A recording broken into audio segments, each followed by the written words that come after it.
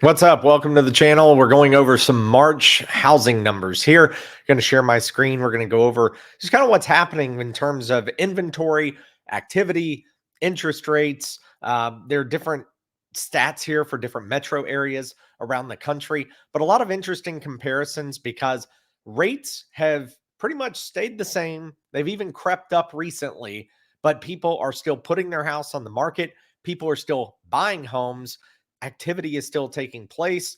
And we're just seeing a lot of things that are probably contrary to what you had seen, in the news or from the Crash Bros and whatnot on social media. So I'm going to bring this up. This article is realtor.com.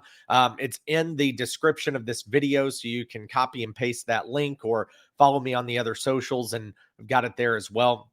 But here's some of the different trends, March 2024 housing trends and report. So number of homes actively for sale, notably higher than last year. 23.5% growth year over year there. Total number of unsold homes, this includes homes under contract, increased by 16.5%. So you can see here, and also right here, median price of homes pretty stable compared to last year, only a 0.2% increase. I got a wasp in my office, sorry. But when you look at these kinds of numbers, there are a few things taking place. One, people say, well, why are there so many different people all of a sudden ready to sell their home? Because we've talked about this over and over, in that there are only a few ways that you can cash out your equity. So think about this. Humans in America have more equity in their house than they've ever had before in this country. On average, a homeowner for a primary residence has $324,000 of equity. That includes homes with a mortgage. It includes homes that are owned free and clear. But when you look at that, the only way to access that equity and turn it into cash in your pocket, you either do a cash out refinance, which means you trade in the rate that you have and you get a higher rate because today's rates are higher than 2 and 3 years ago. The other is you get a home equity line of credit, a HELOC against your home, but whatever you borrow, that's going to be at a higher rate than before. So you're still having to pay high interest on that amount of money that you take out. Or you sell your house, which means you get all your equity, but then you're taxed on any kind of gains that you made, depending on your exemption status, though, and the amount of your exemption.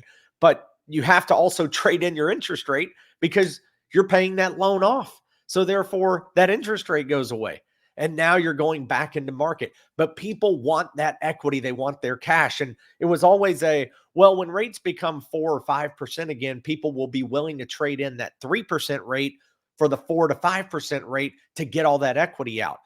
Now, all of a sudden, rates have stayed higher for longer. People are holding on. And then now they've decided, like, I don't want to wait any longer. I'll take the couple of $100,000 of actual cash equity, where I can, even though I may have to get a 6 or a 7.5, whatever percent interest rate, I'm going to take that because I want to go pay off all this other debt, or I want some reserves, or I just want to go buy the house of my dreams. It's up for sale right now. Whatever the case may be, people are now tired of waiting. More inventory is hitting the market, and people are still buying houses, even though the rates have stayed higher than what most experts have said and thought over the last couple of years.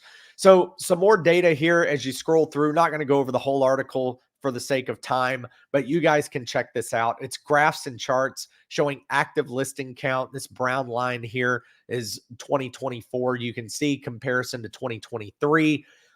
You can see it compared to 2021 and 2022 and how those crept up. But then, of course, they trend down towards the end of the year. Summer months are generally the peak there. Total listing counts, pending listing counts, newly listed homes. And then also to the feds came out and said, hey, so year over year, things are happening more aggressively in the first quarter. But the feds just recently said, probably not going to reduce rates anytime soon. In fact, we went from seeing 7 rate cuts at the beginning of the year or end of last year, beginning of this year, to now possibly seeing 0 rate cuts in 2024. I still think because of the election, we'll see it, but not as aggressively.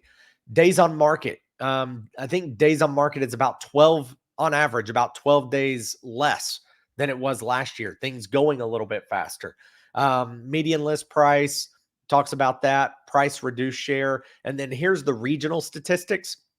Active listing count year over year, many more homes for sale in the South. And then you can go to actually the pre-pandemic, and you can go to the metros. So check out Nashville here. I want to point this out before we wrap up. Median list price year over year, your change. Okay. Median list price year over year, your change. Scroll down here. That's the second column to Nashville. Look at this, a 6% year over year. Look at all these others that have negatives. Now, some have positives: Boston, Birmingham, Buffalo, Chicago, but then Cincinnati's down, Cleveland's up, Dallas is barely down, Denver is down, Hartford's down, Houston barely up, Indy is up.